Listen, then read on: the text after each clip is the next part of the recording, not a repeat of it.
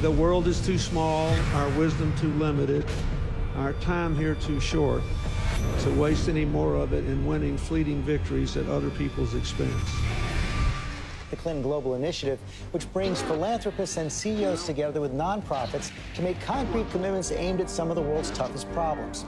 Almost 10 years in, they have leveraged billions of dollars in assistance in more than 180 countries. CGI was designed to tackle big global challenges in bite-sized pieces, with the conviction that regardless of size or scope, our problems will yield to concerted action and innovative partnerships of individuals, NGOs, businesses, and governments. We have to now find a way to triumph together. All the problems that we face, from climate change to financial contagion to nuclear proliferation, are too complex and cross-cutting for any one government, or indeed for governments, to solve alone. Because we believe that ending hunger is not only possible, but it is both a moral and strategic imperative. Hillary Clinton is trying to shift the spotlight to global warming, the presidential contender unveiling her plans to combat climate change. Together with innovative partners from the public and private sectors, we're working to make homes, universities, and cities more energy efficient. We share a common future, and we are here to find common ground. Women must be empowered. It's classic Bill Clinton, by using his birthday to help the causes he champions, from combating climate change to obesity and even HIV/AIDS. Help bring new dignity and respect to women and girls all over the world. And in so doing, bring new strength and stability to families as well. We are trying to do something no one has ever done before. A new report today claims that the Clinton Foundation gives about 10% of its money that it raises to actual charities and the services that they offer. It has been reported you've made $5 million making speeches. The president's made more than $100 million. Well, if you have no reason to remember, but we came out of the White House not only dead broke, but in debt. 6 years ago, Hillary Clinton was about to become Secretary of State. Barack Obama had nominated her. Everyone knew she was going to be confirmed by the Senate, going to be confirmed easily. But there was a thought, there was a question, there was a doubt out there about a potential conflict of interest. The Clinton Foundation dropping its self-imposed ban on collecting funds from foreign governments and entities. And now the Washington Post reports total contributions to that foundation amount to $2 billion. There's a lot of money sloshing around. Everything is blurred, and it's not good. The questions scream out at me. What in the world happened with the foundation and these ulterior motives and this money and the email server? I'm sorry. Those scream out at me. The amount of schmoozing involved and crossing lines and one person putting money in a foundation and then Clinton getting unbelievable amounts for his speeches, contracts going one way or another, it's not good. I look forward to working with all of you, particularly the appropriators. We have a lot of work to do, and it is such important work that lies ahead.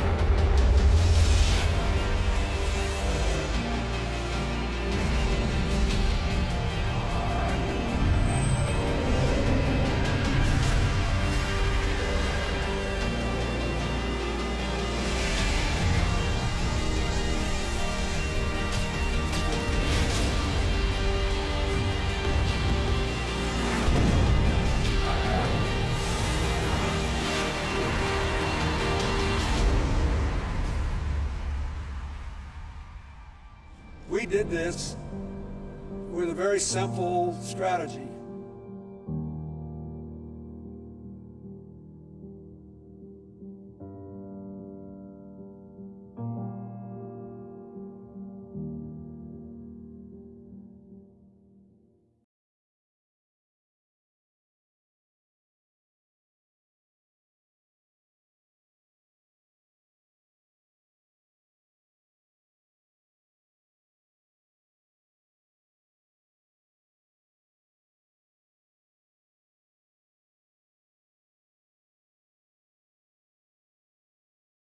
Africa is a continent that has been a chamber of horrors for decades.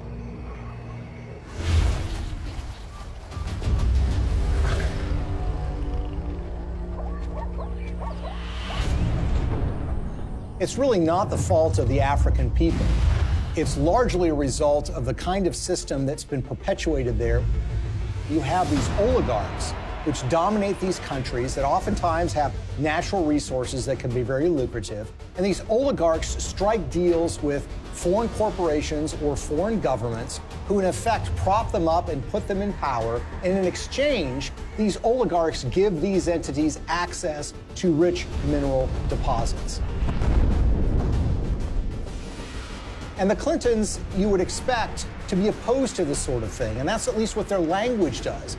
Our countries have deepened our cooperation on many issues, including good governance and transparency, energy, regional security, and advancing peace and development in the Niger Delta.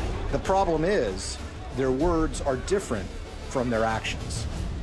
Rwanda has clearly taken an impressive trajectory of development, and the people here still think Kagame is the man to take them to another level. President Paul Kagame has walked all around the crowd, thanking the people for electing him unopposed as chairman of the RPF or president of the RPF for another 7-year term. But his critics say that far from entrenching democracy in Rwanda, he's actually eroding it by silencing his opposition.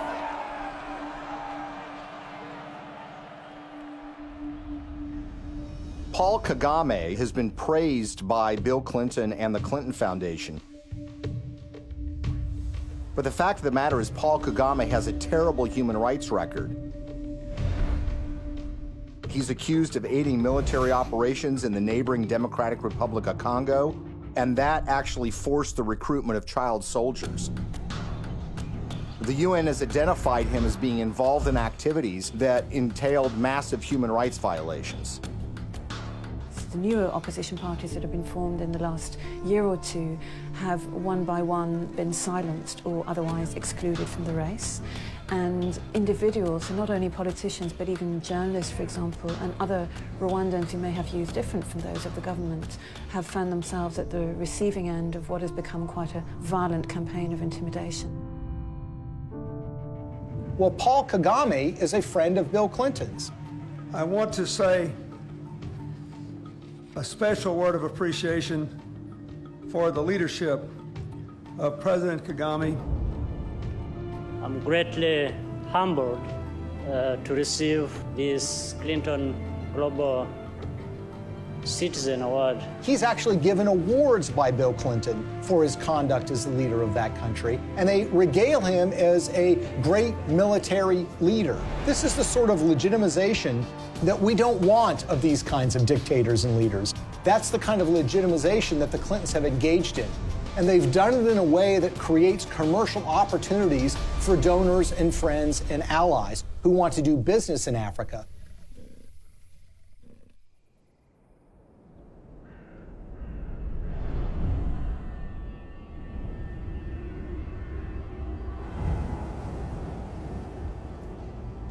Business in Africa means you're dealing with dictators who are going to give you access to, say, mineral rights or oil drilling rights, but you're going to have to pay them off. The Clintons partner with foreign entities who want access to Africa, and specifically mining companies or energy companies who need to get concessions for access to oil or natural gas or the rights to mine for gold.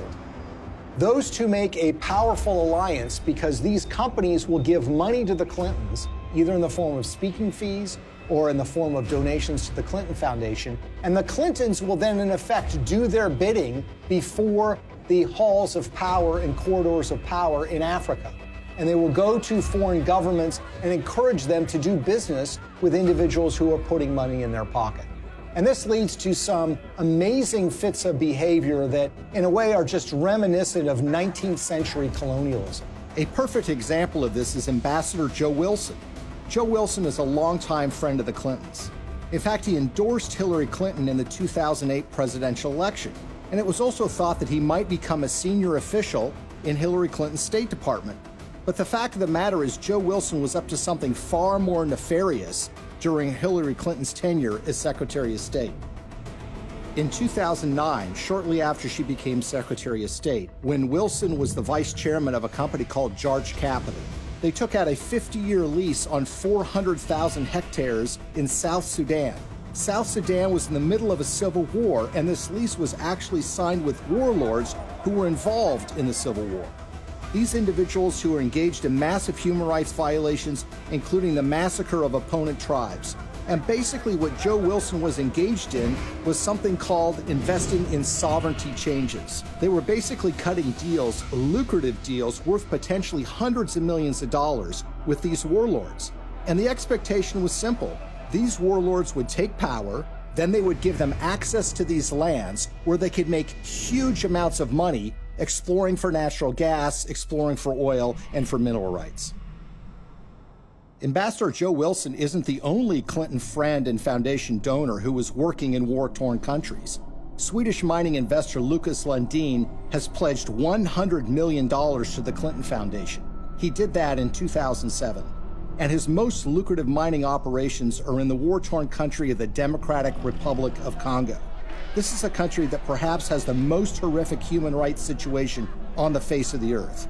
By the time Lucas Lundin made his $100 million pledge to the Clinton Foundation, his Congo operation was making, quote, staggering profits, end quote, according to his own financial statements. His overall capitalization was $20 billion. But for those profits to remain staggering, U.S. policy under Hillary Clinton had to remain unchanged. That's a problem. Hillary Clinton, as a senator back in 2006, supported something called the Congo Relief, Security, and Democracy Promotion Act. As the law's name implied, the goal was to bring reform to Congo. That's not something that Lucas Lundin would want. So in 2009, when Hillary became Secretary of State, she reversed course 180 degrees and went from supporting reform in Congo to supporting the status quo, which is exactly what Lucas Lundin would want, who of course had committed $100 million to the Clinton Foundation. But Congo isn't the only scandal-plagued country where Clinton benefactors have made millions. Africa's most populous nation, Nigeria, is full of promise, but fulfilling that promise is sometimes a struggle. Plagued by corruption and mismanagement, the resource-rich country has a poverty rate of over 50%. Look at a country like Nigeria, which is really a cesspool of corruption. In fact, people will say it is perhaps the most corrupt country in the world. It's rich in natural resources, it produces a lot of oil, but that money never trickles down to the people. It goes to the oligarchs who run the country, who oftentimes take that money and put it in Swiss bank accounts in a way that, of course, the people of Nigeria can never benefit from. And you see, there's a federal law in the United States which says if foreign governments that receive U.S. assistance aren't transparent in how they spend that money, that they will not be able to get U.S. foreign assistance anymore. It's about transparency. But there's a way around that law. You can get a waiver from that law. How? By getting the U.S. Secretary of State to grant you a waiver. We intend to remain very supportive on your reform efforts. Thank you for mentioning the work we did together on the elections. We're also very supportive of the anti-corruption reform efforts, more transparency, and the work that you and your team is also championing, because we really believe that the future for Nigeria is limitless. So in the case of Nigeria, they receive hundreds of millions of dollars in U.S. foreign assistance. They've not made progress in being more transparent. And of course, they've gotten exemptions from Hillary Clinton while she was Secretary of State. What's so curious about this is what was happening commercially to the Clintons while this was going on. Bill Clinton, for the first time ever, gets paid highly lucrative speeches in Nigeria, which had never happened before. In fact, he gets paid to do 2 speeches for $700,000 apiece by a businessman in Nigeria who just happens to be close with the president of that country. Keep in mind, by the way, that his normal speaking fee is less than $200,000 a speech. So this was an enormous payday for Bill Clinton. Okay, now we'll begin the panel.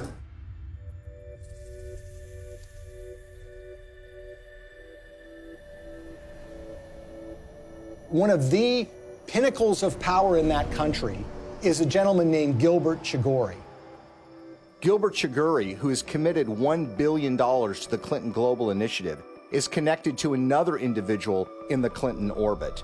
That would be Mark Rich, the billionaire who was on the FBI's 10 most wanted list that was suddenly and surprisingly pardoned by Bill Clinton in 2001. Mark Rich, you might recall, is somebody who was trading oil with the Ayatollah Khomeini of Iran at the same time that the Ayatollah was holding 50 Americans hostage. He also had a long history of busting UN sanctions by trading oil with the apartheid regime in South Africa and a whole host of other nefarious governments. Well, Gilbert Chagoury, the high Clinton donor, was business partners with Mark Rich. Together, they sopped up oil assets in Nigeria and sold them on the oil market for the benefit of a corrupt individual who was leading Nigeria at the time, named General Abacha. Abacha smuggled, by some estimates, $4 to $8 billion out of the country and put them in European bank accounts. Gilbert Chagoury was indicted and convicted in Europe for helping him to do that. He was charged for aiding and abetting a criminal enterprise and on money laundering charges. And the suffering that ends up being done here is by the people of Nigeria, who see their leadership getting a pass from the United States. The elites in those countries are getting rich, the Clintons are getting rich, and the money somehow never trickles down to the people of Nigeria. Sadly, this theme of resources not trickling down to those most in need is a common one when it comes to the Clintons.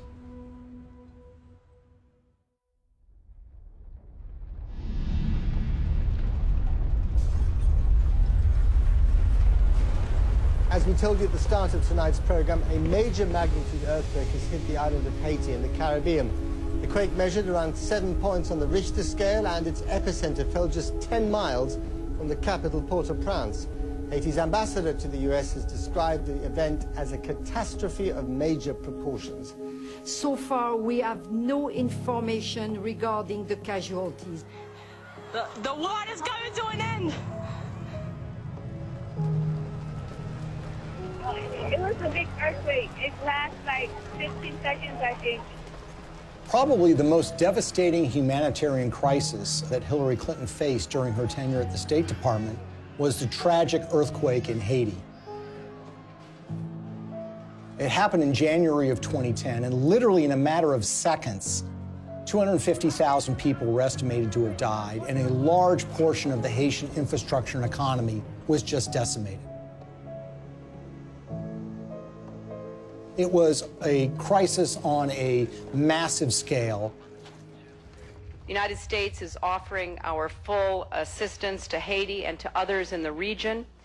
We will be providing both civilian and military disaster relief and humanitarian assistance, and our prayers are with the people who have suffered, their families, and their loved ones. In the days and weeks that followed the earthquake in January of 2010, Hillary Clinton made visits to Haiti. And here's the latest on Haiti. U.S. Secretary of State Hillary Clinton arrived in Port-au-Prince just about an hour ago. She is the highest-ranking U.S. official in Haiti right now since Tuesday's earthquake. She's meeting with Haitian leaders and international officials to discuss the rescue and relief efforts. In fact, on her first visit, which occurred days after the earthquake, they literally had to stop traffic going in to the airport at Port-au-Prince. There, of course, were relief supplies that were being flown in, but that traffic was stopped so the Secretary of State could come and assess the damage. There is a perception, and there have been complaints or reports of bottlenecks, that there's a lot of aid coming in, but it's very hard to get it out to the people who need it. That's just not true. The aid is coming in, we're getting it out, there's just not enough of it yet. She flew in with her political aides on a large federal airplane. She landed at the airport. She made a large press conference, made statements about her commitment to rebuilding this country, and then she was soon whisked away, headed back to Washington, D.C. Theirs is a city in ruins, a country which can do little but wait for help to arrive.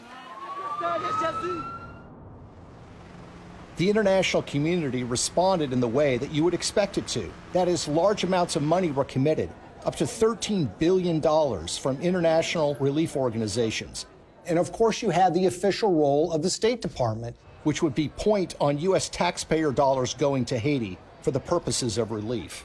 I want to assure the people of Haiti that the United States is a friend, a partner, and a supporter. Hillary Clinton's State Department would oversee the reconstruction effort, with Chief of Staff Cheryl Mills responsible for the allocation of U.S. tax dollars through USAID. And Bill Clinton, already appointed Special Envoy to Haiti for the United Nations, was named co-chair of the Interim Haiti Recovery Commission, along with the former Haitian Prime Minister. I hope that it will be rebuilt in a much stronger and more sustainable way, and I think the Haitians want that. So this was clearly a Clinton operation from the beginning. Now, the Haitians had their own ideas about how best to rebuild their country. They wanted new roads. They wanted buildings rebuilt. And that's what you would expect. This is how you recover from an earthquake. The problem is that the Clintons had their own agenda, the interests of major donors who had a vested interest in spending that money in Haiti in ways that would benefit them. And so you immediately had this clash between the Haitians and the Clintons. And Haitians complained almost immediately that they were shut out of the decision-making process, that it was really Bill Clinton and a few of his friends that were calling the shots in the IHRC. And they made some monumentally bad decisions that not only didn't benefit the Haitian people, but ended up putting money in the pockets of major Clinton donors who had economic stakes in Haiti.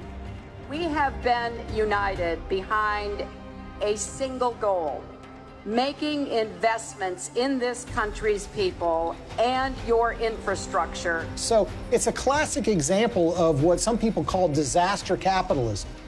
Disaster capitalism in that a natural disaster creates opportunities for rebuilding to take place, but also for self-enrichment to take place. And if you look at the Clintons and the promises that were made and the results that actually followed, it is a tragic story of crony capitalism gone awry.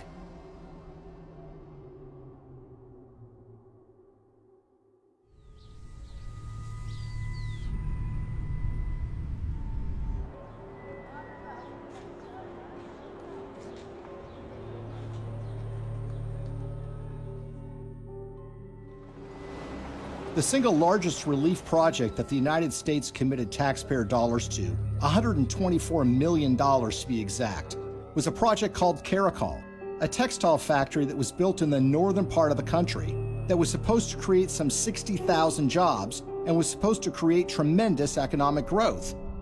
There's a problem here already. You see, the earthquake affected the southern part of Haiti. The northern part of the country was entirely unaffected.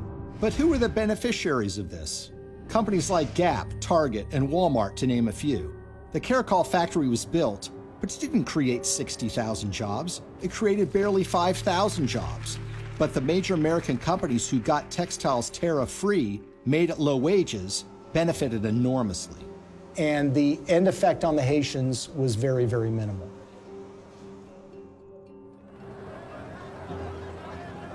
If you look at some of the infrastructure projects that were undertaken, the Clintons had very grand plans to build large tracts of homes, and there were contractors that were selected for those projects. Sometimes the contractors had experience, sometimes they did not.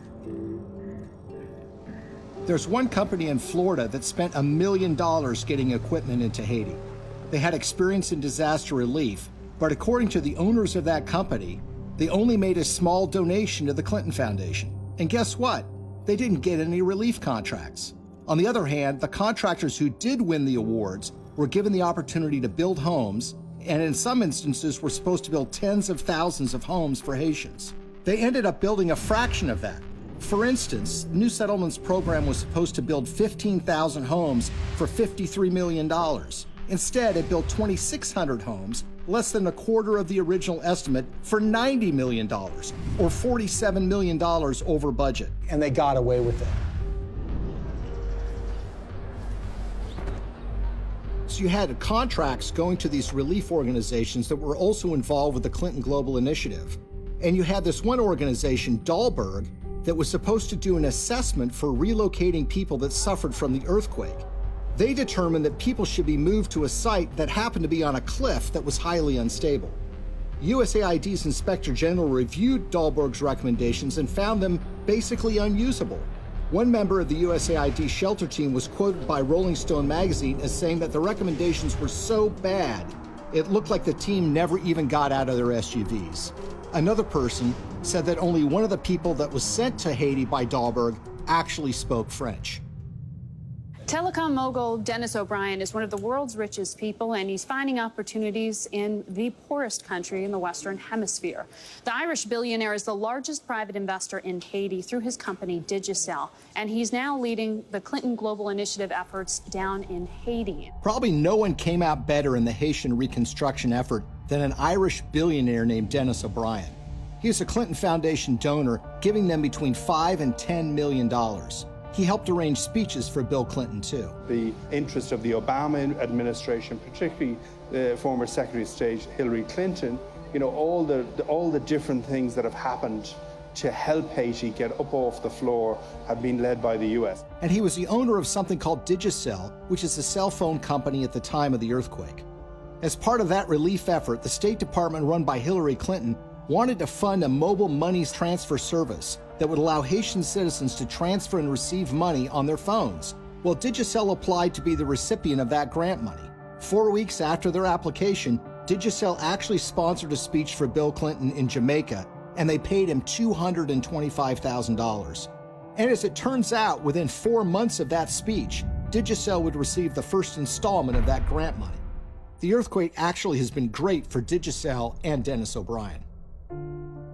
More than 4 years since a magnitude 7.0 earthquake devastated Haiti. And outrage there is growing over the largely failed reconstruction effort, despite the hundreds of millions of dollars in aid that has been collected and spent by the IHRC, the Interim Haiti Recovery Commission.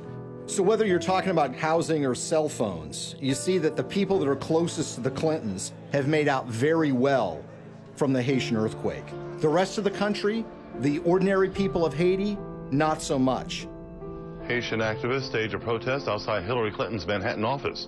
The demonstrators claim billions of dollars were stolen through the Haiti Reconstruction Commission headed by Bill Clinton. They also say Haiti was used as a cover for foreign governments to funnel kickbacks of possibly hundreds of millions of dollars through the Clinton Foundation. They say it was done in exchange for favors that Hillary was doing for them as Secretary of State. The tragedy is we had an opportunity to rebuild in a way that would give the people of that country hope. Sadly, that opportunity was squandered, and what took place, rather than rebuilding Haiti, was the self-enrichment by friends of the Clintons. For all of Bill Clinton's talk about building Haiti back better, the fact remains that the most visible evidence of Clinton's role in the recovery isn't the improvement of daily life for everyday Haitians, but the construction of new luxury hotels just miles from the folks who have been living in tarps USAID handed out immediately after the earthquake. We are telling the world of the crimes that Bill and Hillary Clinton are responsible for in Haiti. But while the world eventually lost interest in Haiti's recovery, the influence and connections afforded to donors from the Clinton Foundation appear to have been lessons learned by others. So how much do connections to the Clintons matter when you're talking about Haiti? Consider the case of gold mining. The government of Haiti had not granted a gold mining concession in 50 years. They decided to do so during the reconstruction of their country, which was being overseen by Bill and Hillary Clinton. What company did they select to get this gold mining permit? A company called VCS Mining. VCS Mining had very little experience in gold mining, but what did they have? They had connections. Shortly after they got that concession, someone joined their board of directors. It just happened to be Tony Rodham, brother of Hillary Rodham Clinton. It was a true disaster that followed the earthquake, which was the natural disaster. This was the man-made Clinton-caused disaster in relief that led to the wasting of enormous sums of money, the enrichment of elites that were friends with the Clintons, and the Haitians were left in a situation where their life was really not much better than it was the day after the earthquake happened.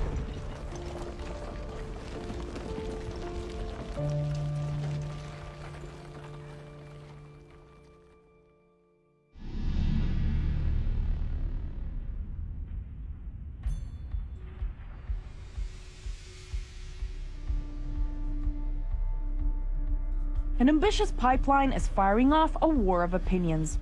Environmental activists marched in Washington today to protest plans for the Keystone XL oil pipeline. A $7 billion project to transport 800,000 barrels of tar sands oil a day from Canada down to the Gulf Coast. In Washington, a showdown on the Senate floor today over the Keystone XL pipeline. The vote to approve the controversial pipe project has big political implications. The pipeline would create 20,000 jobs, but opponents say the environmental risk is too great. One of the touchstones of the climate change debate has been the Keystone XL pipeline. It's designed to carry oil from Canada through the United States to refineries in Louisiana and in Texas. The environmental movement has wholeheartedly rejected this deal from the beginning because they believe that it's going to further contribute to the problems of climate change. Pipeline. 1. We are the people. 2. You can't ignore us. 3. Now, you would think that the Clintons would be opposed to the Keystone XL pipeline deal because of those concerns. And perhaps they might be, except for one or two problems, or should I say 1 or 2 million problems. You see, when Hillary Clinton became Secretary of State in late 2008, there was already an issue related to the Keystone XL pipeline sitting on her desk. She was going to have to sign an environmental and economic impact statement and decide whether the Keystone XL pipeline should go forward.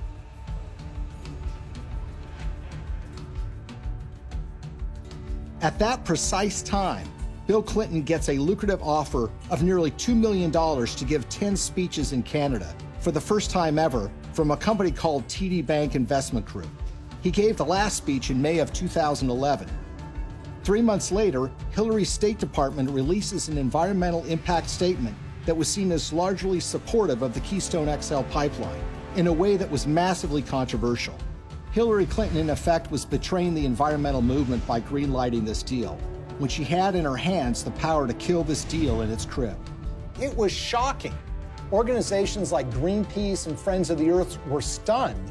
They wanted investigations, but everybody was mystified. Nobody could understand why Hillary Clinton would sign off on this deal, particularly when she had been in favor of dealing with climate change, and her boss, Barack Obama, by all indications, seemed to be opposed to this deal as well. It's also a time for a new approach to climate change. We know we've got to deal with global warming. We're seeing the effects of it. We need to invest in clean energy technology today so that we can create new high-paying jobs to protect our environment, to grow our economy, and to finally break our addiction to foreign oil.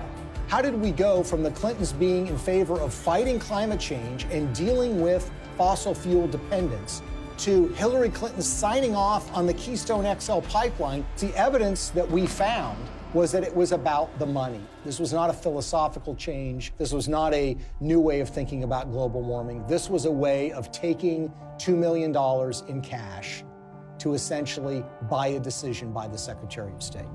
Why is the TD Bank Investment Group so interesting? Because they just happen to be one of the largest shareholders in the Keystone XL pipeline itself.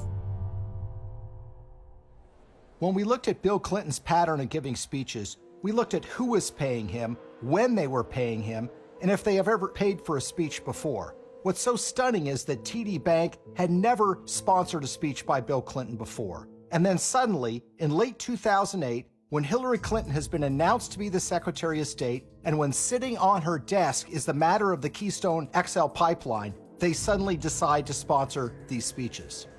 And when people realized that the Clintons had pocketed about $2 million at the precise time Hillary Clinton was making this decision, it all now suddenly made sense. Because as we've seen repeated over and over and over again, when it comes to the Clintons, you have to follow the money. And in the case of the Keystone XL pipeline, they seem to have abandoned their principles, their commitment, as it was, to combating global warming and dealing with our dependence on fossil fuels. They jettisoned that when $2 million showed up and suddenly came out in favor of the Keystone XL pipeline. When you see this sort of pattern of behavior, you can't come to any other conclusion that it's a system of pay to play. And again, other entities appear to have picked up on this business model too. Well, Bill Clinton has been paid enormous sums of money over the years to give speeches. On average, he gets a little less than $200,000 per speech. But something happened in late 2008. his speaking fees skyrocketed after he'd been out of office for years. The reason was his wife had become Secretary of State. In fact, 11 of the 13 speeches for which Bill Clinton has been paid $500,000 or more occurred precisely when Hillary was the most powerful diplomat in the world.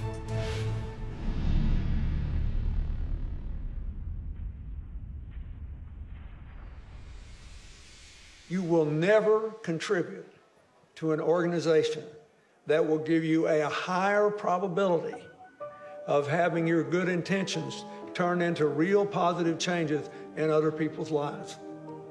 That will give you a better chance than what you've done here tonight. His single biggest speech payday came from the Swedish telecom company Ericsson. And it's a very, very unusual and troubling story. Now, Ericsson is a Swedish telecom company that in 2009 and 2010 was in trouble with Hillary Clinton's State Department because Ericsson was selling a lot of telecom equipment to Iran, to Belarus, and to other oppressive governments, about which the State Department was concerned. Ericsson risked being put on a list by the federal government in the United States for trading with an enemy state.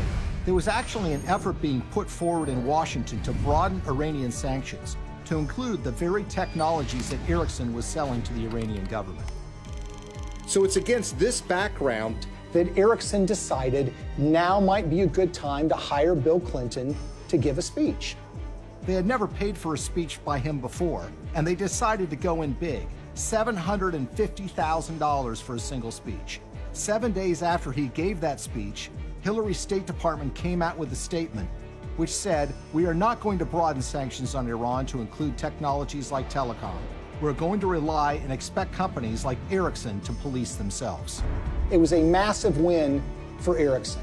Ericsson was able to avoid having to deal with a regulatory battle in Washington, giving up contracts that were highly lucrative in these countries, and being put on a list that would create an enormous diplomatic problem for them, all because essentially they paid Bill Clinton to give a speech for $750,000. Will you continue to give speeches? Oh, yeah. I got to pay our bills.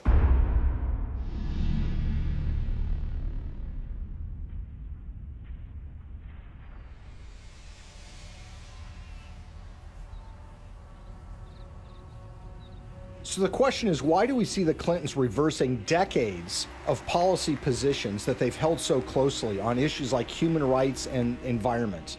And a big clue comes from the folks that are giving the Clinton Foundation literally tens of millions of dollars. And one, if not the biggest donor to the foundation, is a Canadian named Frank Giustra. Giustra is in the mining business, hardly something you'd call environmentally friendly. And he has interests all over the world. And he used his relationship with the Clintons to benefit those interests, regardless of the environmental concerns. A great example of this is what happened in Colombia. What's so interesting about the relationship that the Clintons have with Frank Giustra is they tend to show up in these foreign countries together at the same time. Frank Giustra's made billions of dollars over the years in the so-called penny stock market in Canada, which is highly open to manipulation. He's been very successful in this area. Now, the Vancouver Stock Exchange is not like the New York Stock Exchange in the United States. This is a stock market or an exchange that is dominated by penny stocks, made up of a lot of natural resources stocks. It's sort of the wild, wild west of investing. It's called Dodge City sometimes. And the reason is because there's a lot of speculators, there's a lot of misinformation that's put around, and there are a lot of mining companies that don't really have any assets, but will proclaim to have gotten the rights to some lucrative gold mine, let's say, and then they send that news out to the public in the hope that it will lead to a flood of people buying the penny stock so the shareholders can sell their assets.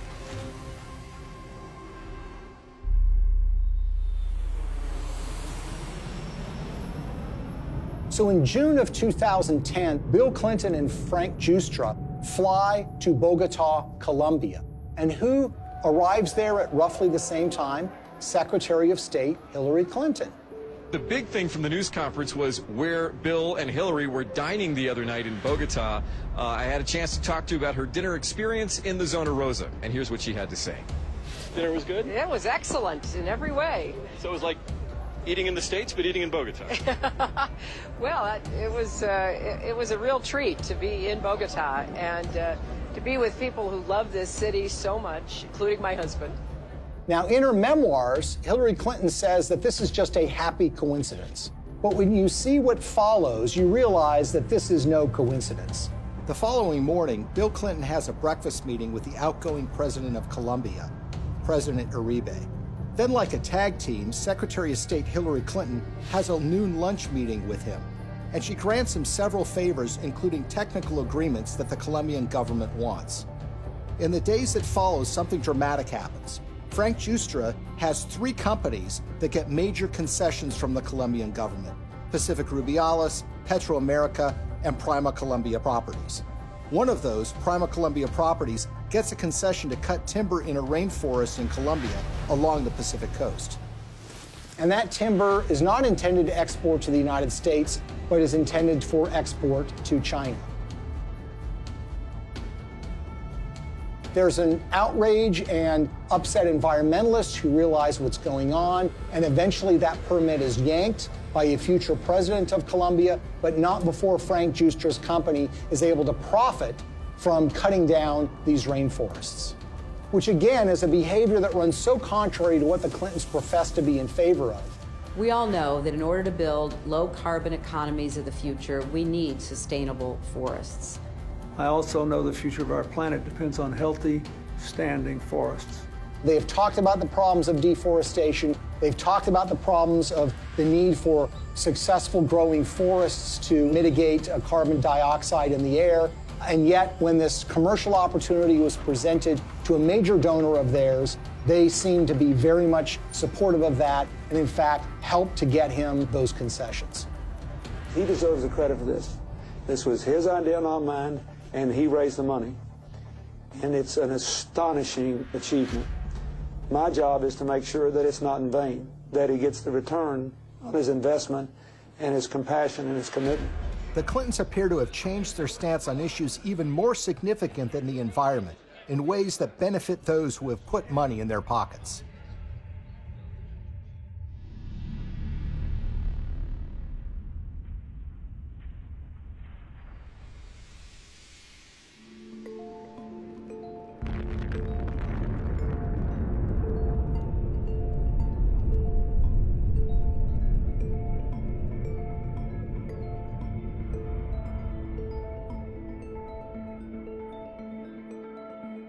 I represent a president and a country committed to a vision of a world without nuclear weapons and to taking the concrete steps necessary that will help us get there.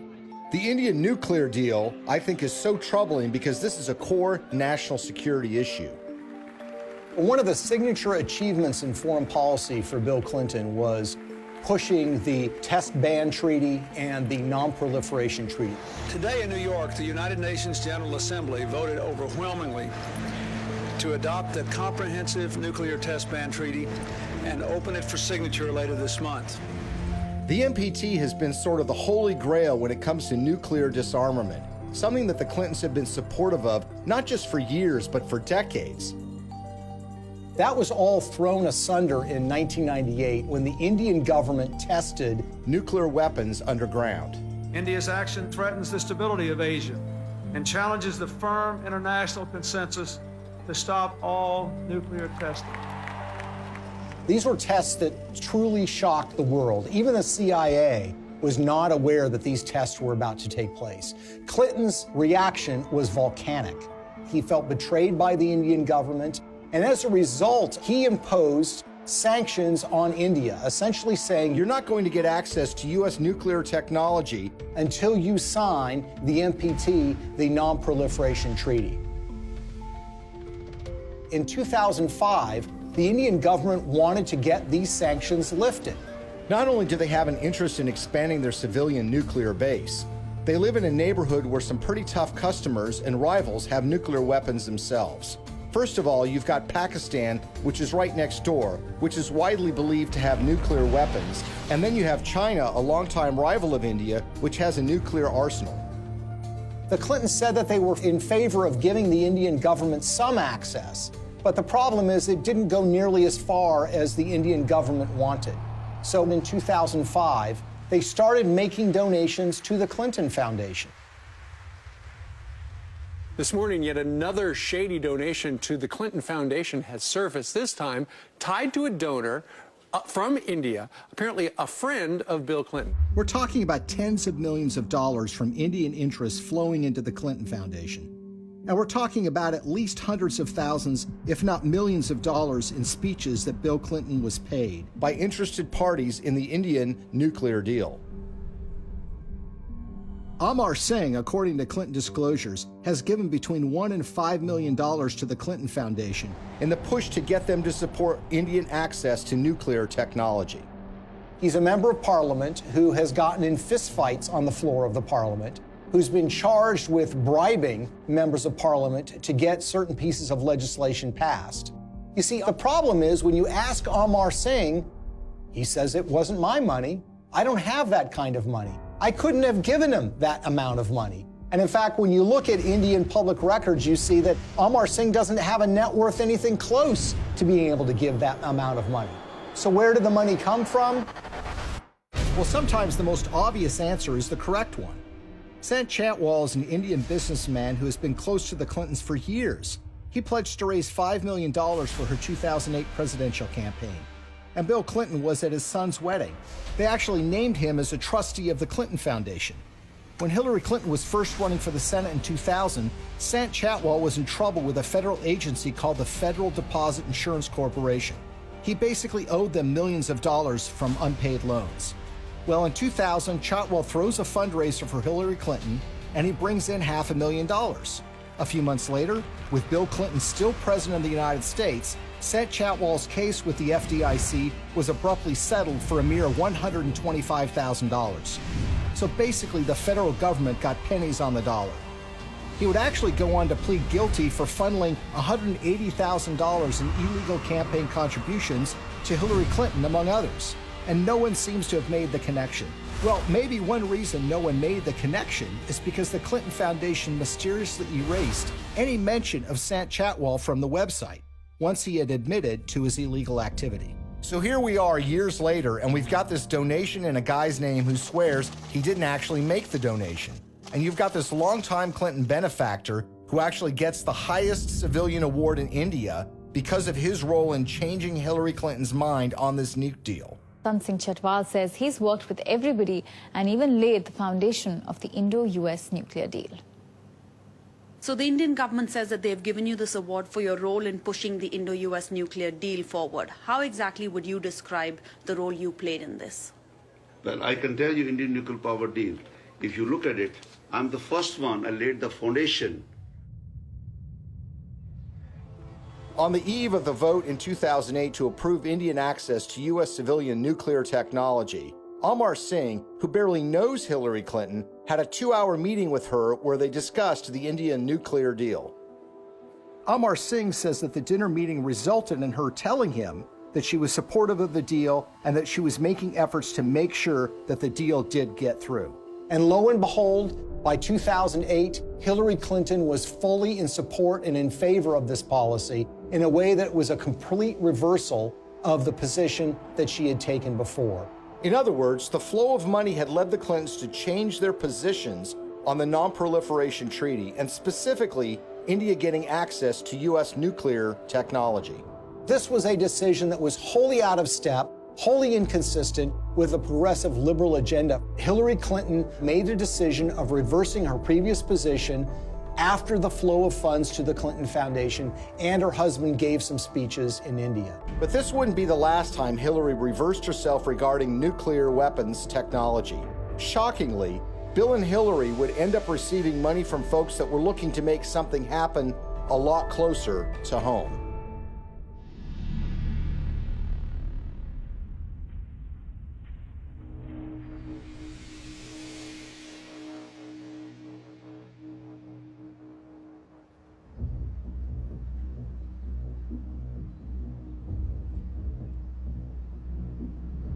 I think the Russian uranium story is perhaps the most shocking and most blatant example of how the Clintons operate. This is a story about the Russian State Nuclear Agency, American uranium, $145 million in cash, and the Clintons. At the end of the day, this is a story about buying influence and selling influence. The Clintons are the sellers of influence, the Canadian investors and the Russians are the buyers. Bill Clinton had gone to the Central Asian country of Kazakhstan in 2005 with Frank Giustra. Kazakhstan is a country that's been run since the collapse of the Soviet Union by a dictator named Nazarbayev, who shuts down political opposition and tortures political opponents. The ostensible purpose of the visit to Kazakhstan by Bill Clinton was to talk with Nazarbayev about AIDS HIV. The problem is Kazakhstan really does not have an AIDS HIV problem. So that explanation really doesn't make sense. What makes far more sense is that Frank Giustra wanted access to very lucrative Kazakh uranium mines. Kazakhstan is one of the largest producers of uranium in the world. Bill Clinton arrives there with Frank Giustra, and they have a series of meetings with Kazakh officials. There's a press conference where Bill Clinton stands with the dictator of Kazakhstan and he praises the human rights record. He praises that elections are being held in the country, and he even says that Kazakhstan should head up something called the OSCE, which is the Organization for Security and Cooperation in Europe. Think about that for a second. Bill Clinton is saying that a known human rights violator who's been condemned by human rights organizations around the world should head up a human rights organization. They go from a press conference to a dinner where Frank Giustra, Nazarbayev, the dictator of Kazakhstan, and Bill Clinton meet and talk. Well, 2 days after that meeting, Frank Giustra finally gets his uranium concessions worth hundreds of millions of dollars. A couple of weeks after that, Bill Clinton gets his $30 million from Frank Giustra, the first payment in what will become more than $100 million in pledges and commitments and donations made by Frank Giustra. So it's really, in a way, a simple story in that they all are walking away from the table with something that they want. Nazarbayev is getting the legitimacy of an ex-president, saying what a nice and kind leader he is. Frank Giustra gets his uranium concession, and Bill Clinton and his foundation get cold, hard cash. Now let's move to chapter 2 of this story, which is even more sinister. You see, the international uranium market is very competitive. The Kremlin sees dominance and control of the uranium market as a source of national power. Frank Giustra takes that uranium concession he got in Kazakhstan and puts it into a company in a so-called reverse merger, which was one way for a private company to go public to form something called Uranium One. It's a company traded on the stock market in Canada, and they start acquiring uranium concessions in places like Wyoming, Texas, New Mexico, and Utah. And by 2009, they have what is expected to be 50% of future uranium production in the United States. This gets the interest of Vladimir Putin and the Russian government. And in fact, there are State Department cables that were leaked through WikiLeaks, which show that Hillary was aware of the fact that the Russians took great care to try to dominate the international uranium market. Well, the Russians want to buy this asset, and they offer a 40% overprice on the share of the stock. And for this transaction to go through, it has to be approved by the U.S. federal government. Why? Because uranium is regarded as a critical industry in the United States. After all, this is used for our civilian nuclear reactors and goes into nuclear weapons. So it goes before the federal government, where it needs to be signed off by a series of federal agencies, including the Secretary of State, Hillary Clinton. As Hillary Clinton is contemplating this, shareholders in Uranium One, including Frank Giustra, have sent more than $145 million to the Clinton Foundation. The chairman of that company at the precise time is a guy named Ian Telfer, who is also making donations to the Clinton Foundation, as is Frank Holmes, who is another major Uranium One shareholder. And Hillary Clinton, who has a record of opposing precisely these kinds of deals, comes out and says, you know what, I think this is a good deal. Let's let Vladimir Putin take control of what is now 20% of U.S. uranium production. Bill Clinton and Hillary Clinton are the only figures in American politics who are willing to do this deal and who could actually pull it off. because they had a reputation that runs so contrary to what they're doing. I mean, this is what the Clinton Foundation does, right? This is what they talk about politically, their support for human rights, their concerns about proliferation, their concerns about issues related to Russian aggression. There's no doubt that when Putin came back in and said he was going to be president, that did change the relationship. We have to stand up to his bullying. And what's so interesting when you consider this uranium deal are the actions of a small Canadian investment firm called Salida Capital. Salida Capital, in 2010, as this deal was going down, committed to give millions of dollars to the Clinton Foundation, and they also sponsored a speech by Bill Clinton in Canada. Salida Capital is also the name of a wholly owned subsidiary of Rosatom. Who is Rosatom? Well, this is the government agency in Russia that controls their nuclear arsenal, that built nuclear reactors in Iran, and engages in nuclear technology exchanges with rogue countries like North Korea. What this means, in essence, is that the Russian government, specifically Rosatom, was funneling money through a subsidiary directly to the Clinton Foundation. But the payday didn't end there. 4 months before Hillary Clinton's State Department would sign off on the Russian purchase of uranium-1, Bill Clinton got paid $500,000 to give a single speech in Moscow. He was being paid by a firm called Renaissance Capital, which has a long history of association with Russian intelligence services. What makes this speech stand out is not only the timing of when he's being paid, but the amount that he's being paid. You see, the last time Bill Clinton gave a speech in Russia was 5 years earlier. At that time, he was paid about 1/3 of what he was being paid this time. Why is Russian control of 20% of U.S. uranium so troubling? If you're in an era where nuclear weapons are a reality, where nuclear energy is an important component of energy production in the United States, and increasingly around the world, control of uranium is absolutely crucial. And unlike oil or natural gas can be found in so many places around the world, there are precious few places where you can find significant and large amounts of uranium that you can produce on a commercial scale. What we've essentially done is handed this precious resource to Vladimir Putin and the Russian government. They're not only engaged in aggression in places like Ukraine, but they've been very aggressive in fighting American interests around the globe.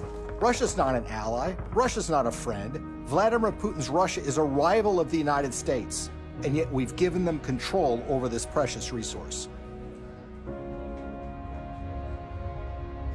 Uranium, the key mineral in nuclear generation, is a domestic resource. This is what's going to power America. I think a lot of people in Middle America would be surprised to know that the Russian government is doing business in places like Colorado or Wyoming or Utah. These are small mining towns. These are operations that have existed for a while, that have been under the control of American companies or for a while Canadian companies. But it's now Russian companies that control this, and those companies are controlled by the Russian government. Having read through the archives of the KGB, the files that they have been released, I can tell you that they look at the United States as weak and ineffectual.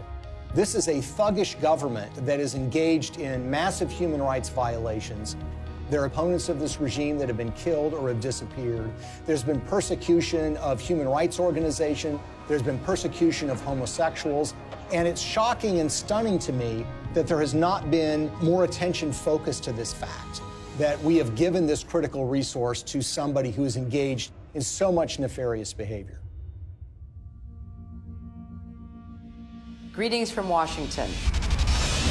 I want to thank all of you for your work to root out corruption that weakens economic development, feeds black markets and organized crime, and undermines the promise of democracy. As we work together to eradicate corruption in our own countries, we should also maintain the highest standards of transparency and accountability in our development efforts around the world. Corruption in emerging markets and fragile democracies undermines the confidence of citizens and investors alike, while responsible governance helps to foster sustainable economic development and political stability. I believe in the oldest adage in American politics, which is follow the money. Enormous amounts of money have flowed to the Clintons, from foreign governments, foreign financiers, and businesses. Some of that money lands in their pocket. Some of it lands in their foundation. It's a pattern we've seen repeated over and over and over again all around the world. It's not a coincidence. Money exchanges hands and favors are done. Now Clinton friends and supporters will say there's no smoking gun. But look at American political history. People are convicted all the time for a pattern of behavior where, for example, they're engaged in insider trading on the stock market. So, for example, you have a foreign corporation or a foreign government that wants something from the State Department while Hillary Clinton is Secretary of State.